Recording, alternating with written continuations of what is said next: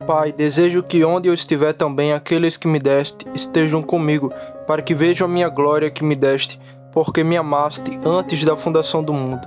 João 17:24. Você já ouviu muitos textos bons retirados da palavra de Deus, mas embora tudo seja bom, não há nada bom melhor do que este. Ame o texto e ame, acima de tudo, o abençoado primeiro orador dele, e você estará mais apto a lucrar com o que ouvir falar em seu nome. O melhor de todos os sermões, nos capítulos 14, 15 e 16, concluído com a melhor de todas as orações desse capítulo 17. Desta oração propriamente a oração do Pai Nosso, pois aquela em Mateus 6 e 9 é mais o padrão dado para a nossa oração do que a oração do Pai Nosso. Apenas poucas petições, mas são todas grandes. Ele ora primeiro para si mesmo e para sua própria glória, e também depois para o seu povo, até o final deste capítulo. Esta versão contém sua última petição para ele, e passando a compelição Pai, 5 vezes usada nesta oração, 3 vezes individualmente, como em Apocalipse capítulo 1, versículo 5 ao 24, 2 vezes com acréscimo ao Santo Padre, veja o versículo 11, e o Pai Justo no versículo 25, o abordo 2 coisas nesta petição. Primeiro, a maneira como nosso Senhor pediu, eu irei, uma maneira singular de orar. Segundo, a questão da oração de Cristo, e nele estão 4 coisas. Primeiro, a festa pela qual ele ora, aqueles que você hospeda me deram.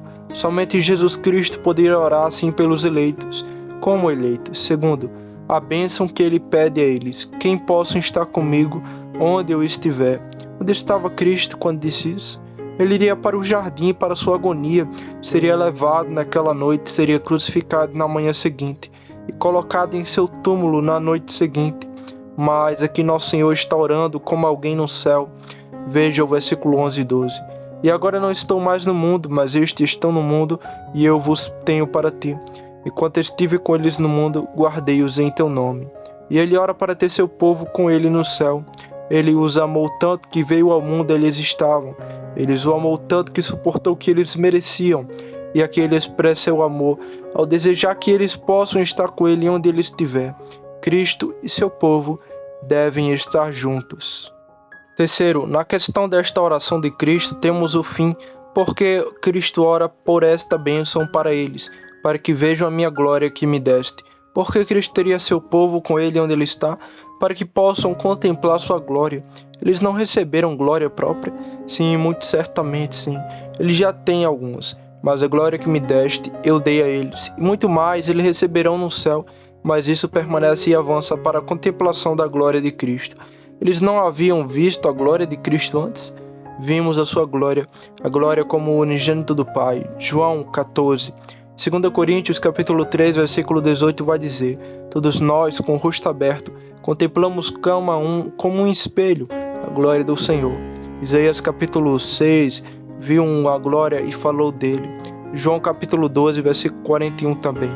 Porque então nosso Senhor fala da necessidade de seu povo estar com ele onde ele está, para que possam contemplar sua glória, visto que ele pode manifestar sua glória e eles, pela graça, podem contemplá-la, mesmo quando estão onde estão e ainda não estão ele lá. A razão é esta, porque os crentes agora, embora pela fé possam ver algo da glória de Cristo, ainda assim é muito pouco o que fazem ou podem ver. A luz é pequena e seus olhos são fracos, mas naquele dia pela qual nosso Senhor ora, as descobertas de sua glória serão maiores, e o olhar dos glorificados será mais forte do que agora podemos conceder. Quarto ponto. No que diz respeito a esta oração, temos o argumento sobre o qual nosso Senhor ora por esta bênção ao seu povo. Porque tu me amaste antes da fundação do mundo. Você sabe que esta frase, antes da fundação do mundo, é uma palavra bíblica comum como para a eternidade, pois a fundação do mundo e o tempo começaram juntos. Criaturas e o tempo começaram juntos. O tempo é propriamente a medida da duração de uma criatura, mas Deus habita a eternidade. As criaturas habitam ou permanecem no tempo. Portanto, este argumento de nosso Senhor é: pois tu me amaste desde a eternidade. E tem uma força poderosa nisso.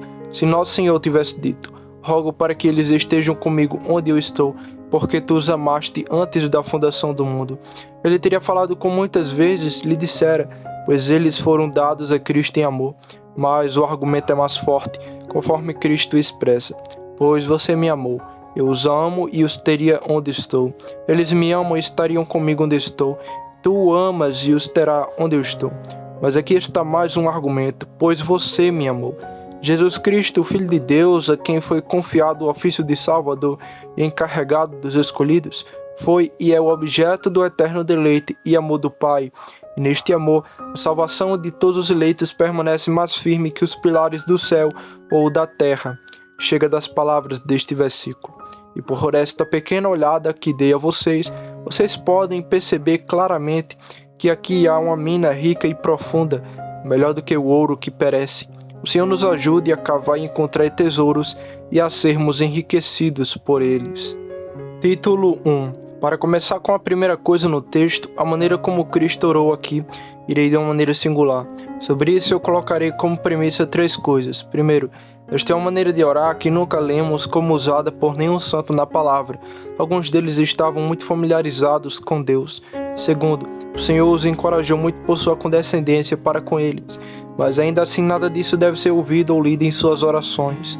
Eu quero é também muito alto para um suplicante no escabelo de Deus. Abraão foi um grande íntimo de Deus e mesmo assim o primeiro crente honrado com o nobre nome de amigo de Deus.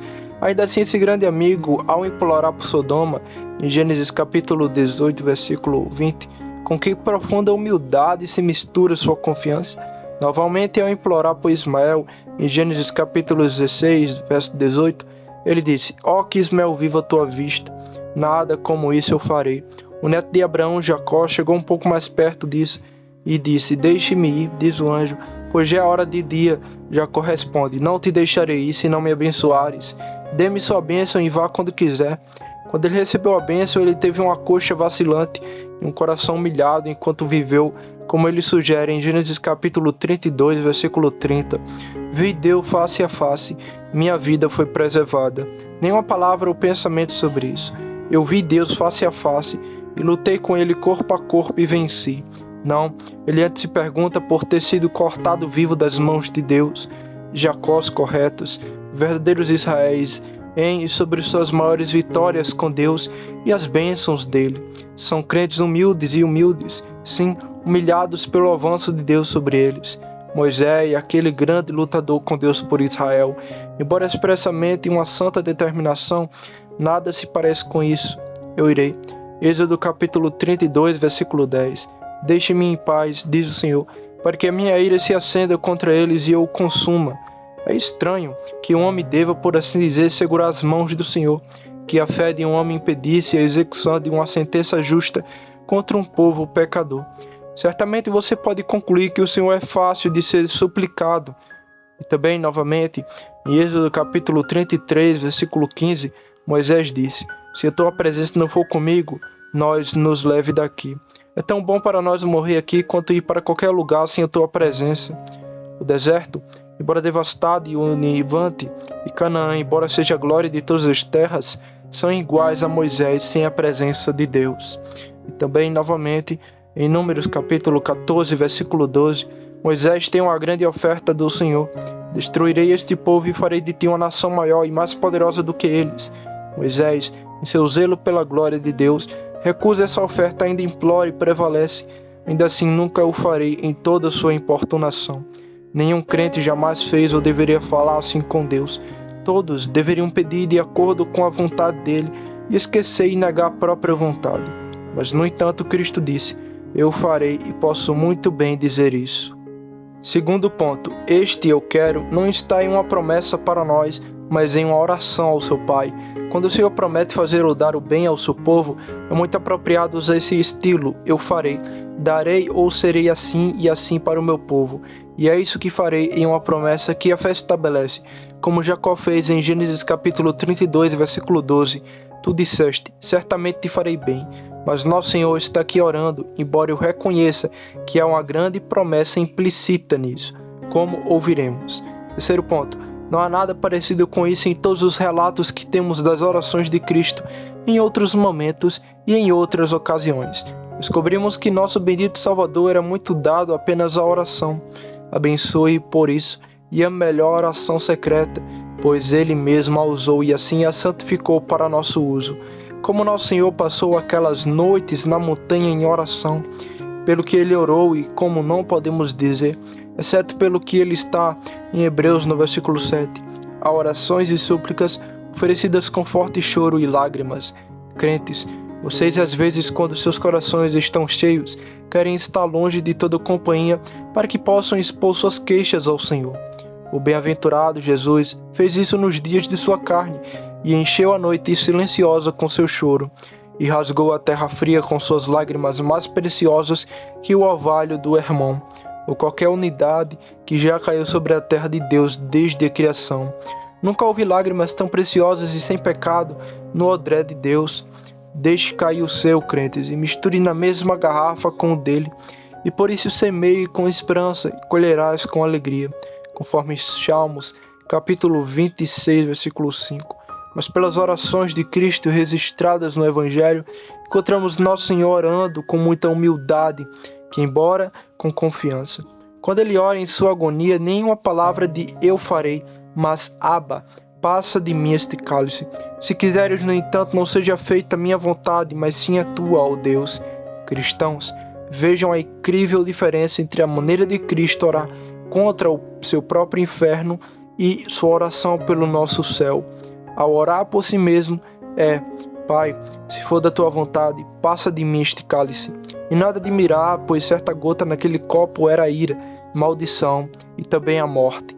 Uma gota dele é veneno eterno para todos que o provam, mas para Jesus, o príncipe da vida. Esta taça ele bebeu alegremente, conforme João capítulo 15, 16, 17, 18, versículo 11, que não bebereis o cálice que meu Pai me deu? Mas quando Cristo está orando pelo céu do seu povo, Pai, eu quero que eles estejam comigo onde eu estiver. Novamente, quando nosso Senhor está morrendo na cruz, ele ora, Pai, perdoa-os, pois eles não sabem o que fazem. Novamente, ele, ao morrer, ele diz, Pai, em tuas mãos entrego o meu espírito. Está consumado. Então, as súplicas humildes, nenhuma deles são tão alto e elevado como esta é a palavra, eu farei. Admito que Cristo, em um caso na cruz, manifestou o seu poder divino e também agiu como Rei e Deus, conforme Lucas, capítulo 23, versículo 42 ao 43.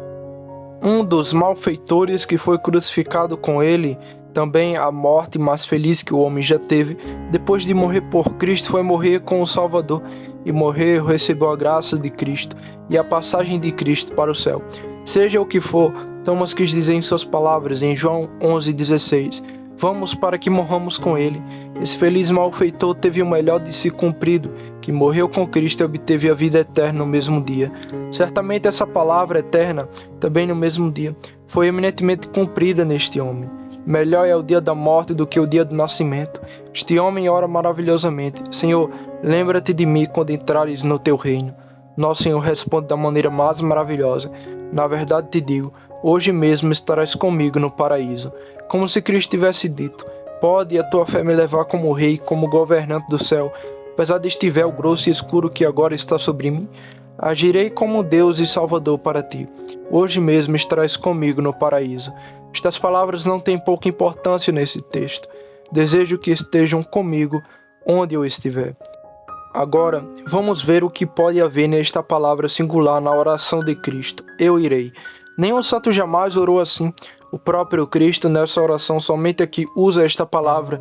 Deve haver algumas coisas singulares que fizeram Nosso Senhor usar esta palavra em oração. Eu irei, e eles eu investigaria. Primeiro ponto. Podemos legalmente conceder que aqui é uma irrupção de sua glória divina como Filho de Deus igual ao Pai, como em Filipenses capítulo 2, versos 6 ao 10, onde o apóstolo comercializa 3 coisas sobre Cristo, nenhuma das quais deve ser esquecida pelos cristãos. Primeiro, a dignidade divina da sua pessoa. Segundo, a profundidade do seu estado abatido e humilhado, versículo 7 e 8. Terceiro, o auge de seu estado exaltado, verso 9 ao 10 e 11. O mesmo faz o apóstolo aos Hebreus no capítulo 3. Agora, embora o estado humilhado e exaltado de Cristo tivesse e tenha suas diversas e distintas aparências, contudo, como sua dignidade divina ainda era a mesma em ambos os estados, no mais baixo e no mais alto, também havia de vez em quando alguns raios de sua glória. mesmo em seu estado mais baixo e na sua entrada triunfante em Jerusalém, ainda quando ia ser crucificado. Portanto, podemos pensar que esta palavra singular, eu irei, é usada por Cristo para exibir sua glória divina, pois é uma palavra que nenhum mero homem pode usar. Segundo ponto, nosso Senhor prometeu isso aos seus discípulos em João 14, verso 2 ao 3, e portanto ora assim por isso. E devemos pensar que a doutrina proferida por Cristo em seu último sermão de consolação, e esta última oração sua, embora em primeiro lugar destinada a seus apóstolos, ainda são uma porção comum de todos os crentes em Jesus Cristo. Agora Cristo havia prometido, João 14, verso 2 ao 3, que onde ele estava ali deveria estar também o seu povo. Se um crente pobre, em qualquer momento, se apegar firmemente a uma promessa de Deus, como ele se apegará a ela, suplicará e insistirá? Como em 2 Samuel capítulo 6, versículo 27 ao 29. Mas quem pode conceder que confiança de fé Jesus Cristo, o Filho de Deus, teve e usou ao suplicar ao seu Pai pelo cumprimento de todas as suas próprias promessas ao seu povo? Além disso, todas as promessas de Cristo ao seu povo foram feitas por eles em nome de seu Pai. Não é de se admirar então que nosso Senhor diga, eu farei. Terceiro ponto, Cristo aqui nos dá uma cópia e um padrão de sua intercessão no céu, da qual tanto se fala. Cristo aqui fala como se estivesse dentro do véu, como se ele tivesse feito todo o seu trabalho e não estivesse mais no mundo. Ele havia feito muito, tinha apenas um pouco mais a fazer, que também deveria ser despanchado rapidamente. A intercessão de Cristo no céu é uma lembrança gentil e poderosa de seu povo e de todas as suas preocupações, administradas com estado e majestade, não como um suplicante junto ao escabelo, mas como um príncipe coroado no trono à direita do Pai. Assim é expresso em Romanos capítulo 7, versículo 34, Hebreus 3, versículo 25, 12 ao 13. Esta pode ser uma das razões desta grande vontade. Quarto ponto, aqui nosso Senhor está fazendo sua vontade, e portanto eu quero também, colocado adequadamente. Cristo está fazendo sua última vontade e testamento, e orando ao seu Pai, que é selado no dia seguinte com seu sangue, e aqui ele diz o que deseja ao seu povo mesmo, e que eles possam estar com ele onde ele está, e nada maior ou melhor pode ser desejado para eles. Bem-aventurados para sempre aqueles que quiseram e legaram isso a eles. E você tem uma palavra como esta em Lucas capítulo 22, versículo 29. Eu designo para você um reino. Eu lego, disponho, entrego para você. Como a palavra pode ser traduzida? Quinto ponto. Nosso Senhor tem o apreço desta glória em suas mãos, pronto agora para pagar. E portanto ele exige que a compra, pois Cristo foi feita esta noite e morreu no dia seguinte. O preço dos remidos e da sua salvação, um preço acordado na aliança eterna, um preço de valor infinito em si mesmo, um preço que a sabedoria e a justiça do Pai exigiram, um preço que o Filho prometeu, estabelecendo a plenitude dos tempos, um preço pela qual tão grandes coisas foram prometidas a Cristo e a sua semente. Este preço está agora nas mãos de Cristo, pronto para ser anunciado em breve. Não é de se admirar então que se Cristo exigir a compra nesta palavra elevada, eu farei. Crentes, ultrapassa todos os pensamentos, ultrapassa os voos mais elevados da sua fé. Conceder aquela elevada segurança e confiança que nosso Senhor Jesus tinha da aceitação e do sucesso daquele sacrifício de si mesmo que ele estava agora oferecendo ao seu Pai. Daí vem esta grande vontade. Sexto ponto, esta vontade é apenas um eco da vontade conhecida de seu Pai. Não nos convém dizer em nossas orações, eu farei, porque não conhecemos perfeitamente a vontade de Deus e quando nossos desejos se chocam com a vontade dele, apenas nos chocamos contra uma rocha. Mas Cristo sabia perfeitamente que aquilo pela qual ele orava era a vontade de seu Pai, conforme João capítulo 6, verso 38 ao 40. Quando o crente tem um conhecimento seguro da vontade de Deus, sua fé pode pleiteá-la com ousadia. Lemos sobre uma palavra usada do abençoado Lutero. Ele, que ao saber da doença perigosa de um eminente ministro do Evangelho, orou por ele, prevaleceu com o Senhor por sua vida, e escreveu para ele que ele estava certo de que o Senhor o restauraria e o preservaria para sobreviver a Lutero. O que aconteceu? No final desta carta ele escreve, faça-se a minha vontade, meu Senhor, porque teu. Sétimo ponto, e por último, isto farei na oração de Cristo por seu povo. Mostra o quanto seu coração estava voltado para a felicidade eterna de seu povo. e ele ora por isso de todo seu coração. Sobre esse doce tema, eu ofereceria algumas coisas. Primeiro, consideremos como o amor e a vontade de Cristo estiveram no preço necessário de sua salvação. Por mais querido que fosse para ele, custe o que custasse, o amor estava em deixar isso. Lucas capítulo 12, versículo 50 diz: tenha um batismo para ser batizado, e como fica em dificuldades, até que isso seja realizado. E foi um batismo em seu próprio sangue. E Lucas capítulo 22, versículo 15: desejei com desejo comer convosco esta Páscoa antes de sofrer. E foi a sua última refeição. O amor ao seu pai e o amor às suas ovelhas fizeram com que nosso Senhor desejasse muito pagar o preço da redenção. Existem vários pensamentos no coração dos homens sobre a morte de Cristo. Temos o primeiro pensamento. Alguns pensam que a morte de Cristo foi provocada pelas mãos iníquas dos pecadores. Este é um pensamento pobre, se não houver mais. Esse pensamento é natural para quem lê a história de sua morte. Os homens carnais podem odiar Judas, que o traiu, Pilatos, que o condenou, os sacerdotes que gritaram crucifique-o e as pessoas que o fizeram. Se isso for tudo, posso dizer que os demônios têm um pensamento mais elevado sobre a morte de Cristo, e aquilo se aproxima mais da verdade do que este lamentável pensamento. Segundo, alguns vão mais longe e pensam na morte de Cristo como um cumprimento do propósito e da palavra de Deus a respeito dele. Este Cristo nos ensina em Lucas capítulo 14, verso 26 ao 44 ao 46, e os apóstolos frequentemente em sua pregação de Cristo. Terceiro, existe um pensamento mais elevado sobre a morte de Cristo, e isto é que Cristo morreu pelo golpe da lei e da justiça de Deus por seu povo. A justiça se levantou contra nosso Senhor. Zacarias capítulo 11, versículo 7. Desperta a espada contra o meu pastor e contra o homem que é meu companheiro, diz o Senhor dos Exércitos. Fere o pastor. Esta espada foi desembainhada e polida e entrou em sua alma, conforme Isaías capítulo 3, verso 5. Ele foi ferido pelas nossas iniquidades e moído pela nossa iniquidade. Melhor seria que o homem nunca tivesse ouvido falar de Cristo e de sua morte do que o ouvir e não saber que sua morte foi por seus pecados. Esta é a primeira doutrina que Paulo ensinou, e ele é um pregador ignorante e orgulhoso que não segue esse padrão, conforme você pode ver em 1 Coríntios capítulo 15. Terceiro ponto, porque antes de tudo vos entreguei o que também recebi, que Cristo morreu pelo nosso pecado segundo a Escritura. O melhor pensamento sobre a morte de Cristo é que ele morreu por amor ao seu povo. O amor o fez atrapalhar o caminho da justiça.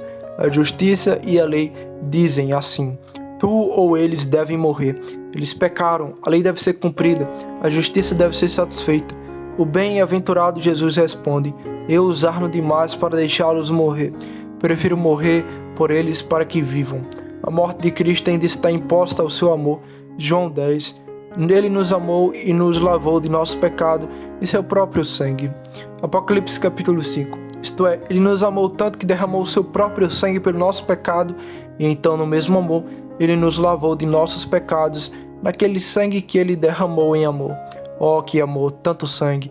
Essa lavagem, aqui está a salvação e somente aqui. É um sonho terrível esperar isso em qualquer outro lugar. Em segundo lugar, considere que assim como o amor de Cristo estava determinado em pagar o preço da redenção, o mesmo aconteceu com o amor e a vontade com as pessoas dos redimidos. Ele estabeleceu o preço, apaixonado pela compra.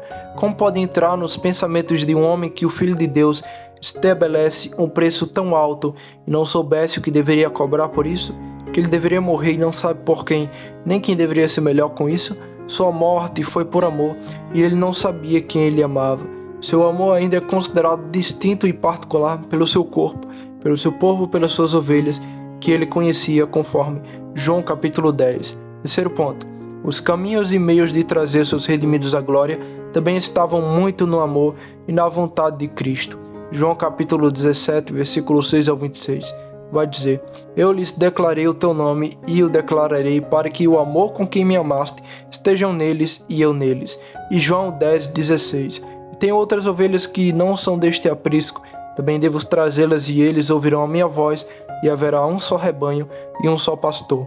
Cada meio de graça, cada bênção dos meios, cada gota de graça que você recebe, como Cristo é o doador, então seu amor e vontade estão em concedê-los a você. Todas as coisas que acompanham a salvação são dadas com o amor e a vontade de Cristo.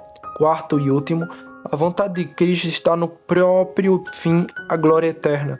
É o primeiro em seu projeto, embora seja o último em nosso desfrute, como nesse texto. Ele terá seu povo como ele e onde ele estiver. A aplicação. Há uma coisa que eu gostaria de exortar você a partir desta doutrina, que o amor e a vontade de Cristo estão fixados na glória eterna de seu povo. E é isto, que os crentes aprendam a reconhecer que sua salvação eterna brota da vontade de Cristo, bem como do sangue de Cristo.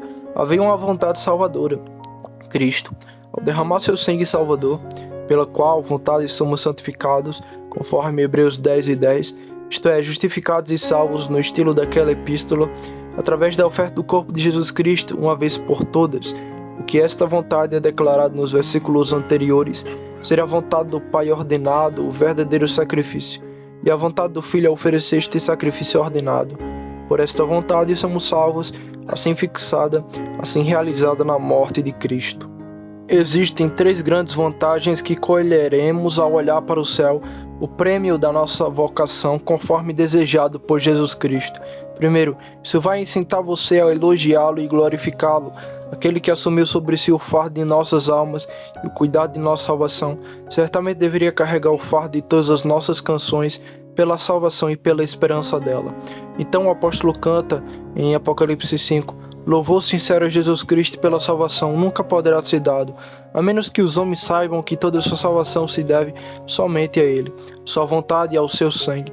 Se o homem atribui qualquer parte de sua salvação a qualquer coisa ou pessoa, além de Cristo, essas coisas ou pessoa irá roubar um pouco da glória da salvação. Mas como toda salvação vem de Cristo, toda a glória deverá ser dada a Ele. Segundo ponto, isso fortalecerá sua fé em Cristo. O que é uma fé forte? Os cristãos geralmente pensam que uma fé forte traz paz, alegria e conforto, mas estes são apenas os efeitos disso. Inseparável também, como no Salmo 22, verso 1, nunca a fé foi tão forte em nenhum santo como foi no homem Cristo na cruz, e ainda assim nenhuma alegria ou conforto foi provado por ele então. Mas quanto à fé nos crentes, a fé forte é quando o crente avança no amor e na vontade de Jesus. Agora esta doutrina revela o amor e a vontade de Cristo sobre a nossa salvação. Vamos então entrar nisso. A fé traz diversas abordagens a Cristo para e sobre a salvação. Primeiro, ele busca encontrar e ver sangue expiatório e reconciliador fluindo do amor de Cristo. Em Romanos 13:25, Deus o propôs como propiciação pela fé em seu sangue. E Efésios verso 7, e quem temos a redenção pelo seu sangue. Em segundo lugar, a fé vê a vida brotando e crescendo da sepultura de Cristo. Infelizmente, muitos estão ocupados com o túmulo de Moisés e não tem nada a ver com o túmulo de Cristo. Um crente vê a vida eterna brotando da morte e sepultura de Cristo. Terceiro, a fé vai mais longe e através desse sangue da expiação e desta morte que dá vida, entra no amor e na vontade de Cristo que estava em sua redenção. Assim como houve vida para nós em sua morte, também houve amor para nós em sua morte por nós. Gálatas 2:20 e Apocalipse 5. Mas poderá a fé ir mais longe? Sim, apenas mais um passo, e isso é a fonte mais elevada de tudo isso. Até mesmo o propósito eterno de Deus que Ele propôs em Jesus Cristo, nosso Senhor, para que a fé comece na morte de Cristo, ressuscite com Ele em sua ressurreição, veja a virtude e o poder de todo o amor de Cristo, e então ascenda ao amor do Pai que o enviou, aquele propósito de graça do qual o Salvador e toda a salvação procede. A fé pode ir mais longe? Não, aqui a fé está estagnada. O crente é salvo e ainda assim afunda e é esmagado nesta profundidade, como alguém engolido clama: ó profundidade das riquezas, tanto da sabedoria quanto do conhecimento de Deus.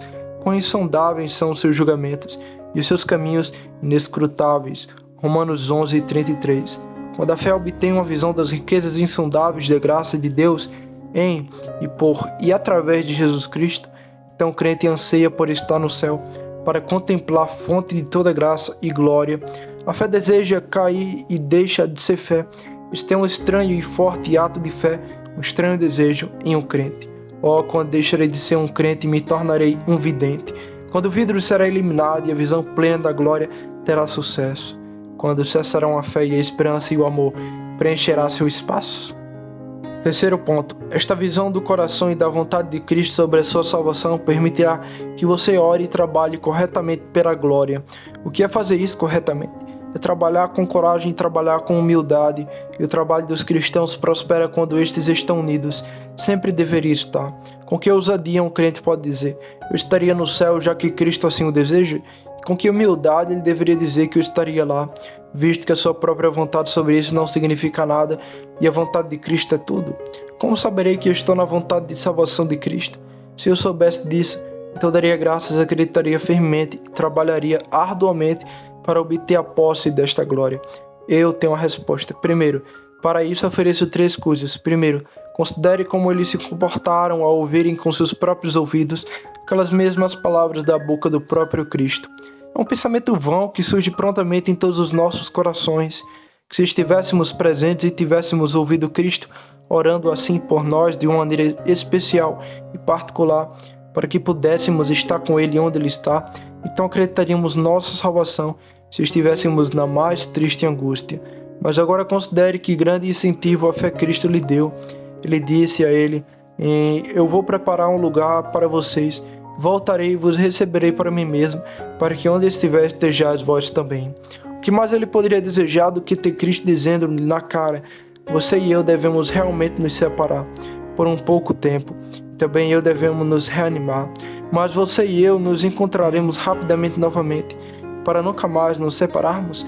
Eles também ouviram com os ouvidos Cristo orando sobre sua promessa a eles, ao seu Pai: desejo que estejam comigo onde eu estiver. Poderiam tais crentes sobre todas essas vantagens tão grandes, tão singulares, cambalear novamente? Sim, quase assim que este sermão e oração encorajadores terminaram, a fé deles também estava quase no fim. João 16, verso 31 ao 32. Jesus respondeu-lhes: creis agora? Eis que vem a hora, sim, já chegou, em que será disperso cada um para o seu, e me deixarás em paz. Digo isso para verificar a vaidade desse pensamento nos cristãos, de que se eles tivessem base suficiente na certeza do amor de Cristo e na glória eterna, eles acreditariam em todas as dificuldades e provações. Mas, no entanto, você vê como se comportaram aqueles que tinham tais bases de fé dos próprios lábios de Cristo, enquanto estavam fisicamente presentes com Ele, que você não pode esperar ou desejar. E espero que nenhum de vocês imagine que se estivessem aqui, se comportariam melhor do que eles. Os fundamentos da fé, embora nunca tão grandes, mas se não forem acompanhados da influência do Espírito da fé, nunca manterão a fé na vida e no vigor. Segunda resposta: que razão você tem para duvidar do seu interesse nesta oração de Cristo? Você pode dizer: sou tão vil e indigno que não posso acreditar que Cristo desejou que eu estivesse com Ele. Se isso é tudo, não é nada, sim, é pior do que nada. Primeiro, Cristo não desejou a glória eterna para muitos tão maus quanto você já foi? Ele alguma vez desejou o céu por dignidade nas pessoas que o receberão? Não é sempre desejado o louvor de sua própria graça e amor como doador, e nunca como uma recompensa ao valor e à beleza de quem o recebe? Cristo irá consertar você antes de revelá-lo para o céu. É um ótimo trabalho fazer com que você se encontre para isso. Um trabalho que deve ser feito, que só Ele pode fazer, e pode fazê-lo facilmente. Terceiro, a boa preparação correta para a glória flui da fé na boa vontade de Cristo em dá-la. É um pensamento fraco e ignorante, mas comum dos cristãos, que eles deveriam não procurar o céu nem confiar em Cristo para a glória eterna, até que estejam bem avançados em santidade e preparados para isso. Mas assim como a primeira santificação de nossa natureza flui de nossa fé e confiança em Cristo para aceitação, também nossa santificação e encontro para a glória fluem do exercício renovado e repetido da fé nele. A esperança da glória é purificada.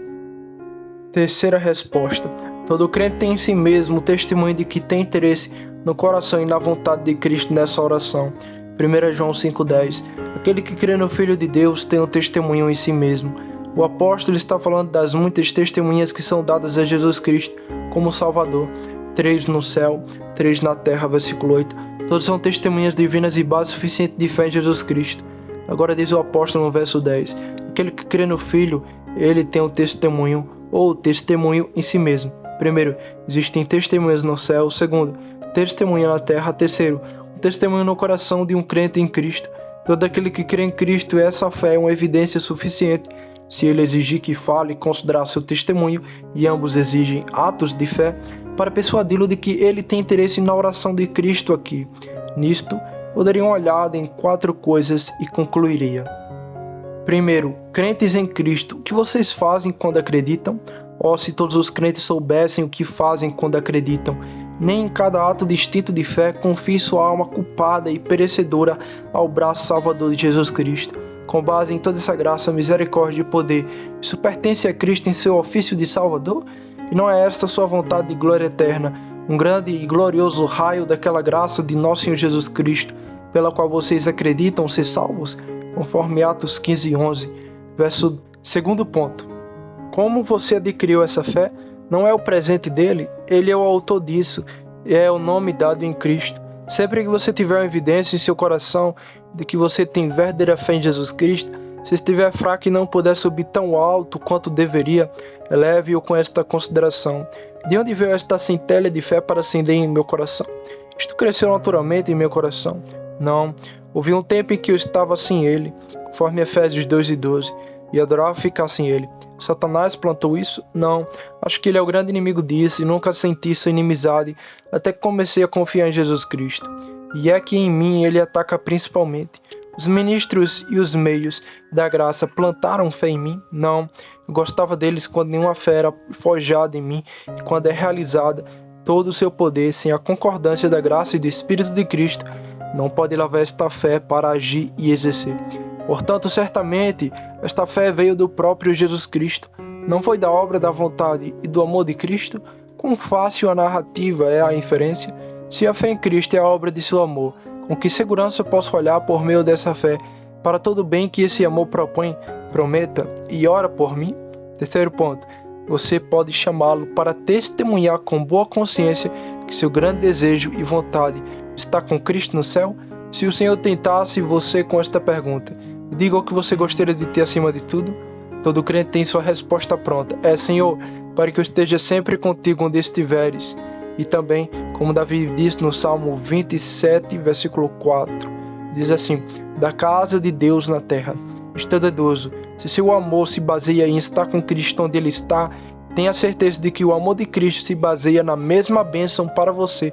Sim, teu desejo por si e flui do desejo dele por ti. Quarto e último ponto, você está disposto a ser insatisfeito e encantado a manter esse título à glória eterna pela vontade e testamento de Jesus Cristo? Você está disposto a ter e manter a coroa apenas por este mandamento, que foi comprado pelo sangue dele e legado a você pelo testamento dele? Todo crente estaria no céu porque Cristo está lá e tem o prazer de obter e manter seu lugar lá, conforme desejado por Jesus Cristo. O céu é um nome adorável e uma coisa ainda mais adorável, mas nem um pouco conhecido por muitos e pouco conhecido pelos melhores. Mas ainda assim os crentes procuram por isso e esperam por isso, como o dom de Deus através de Jesus Cristo, nosso Senhor, conforme Romanos capítulo 6, versículo 23. Eles imploram por isso como tal. Finalmente eles a recebem como graça e usam eternamente a coroa como a coroa de graça, bem como a coroa de glória. O santo glorificado, assim que recebe esta coroa, lança aos pés de Cristo. O colocam na cabeça de Cristo como se tivesse vergonha de usar uma coroa onde Cristo é o único digno. Sobre a cabeça de Cristo há muitas coroas, conforme Apocalipse capítulo 19, versículo 12. Seu pai coloca uma coroa sobre ele, coroou da glória e de honra, sua mãe a igreja a coroa. Com a coroa da salvação e cada pessoa salva coloca na cabeça de Cristo a coroa da glória da sua salvação particular. Para concluir, aqueles que não estão dispostos a dar glória de toda a salvação a Jesus Cristo, nunca receberão dele qualquer salvação. Mas para você que está disposto a receber tudo dele, e tem o prazer de render a glória de tudo a ele, o coração dele está voltado para você.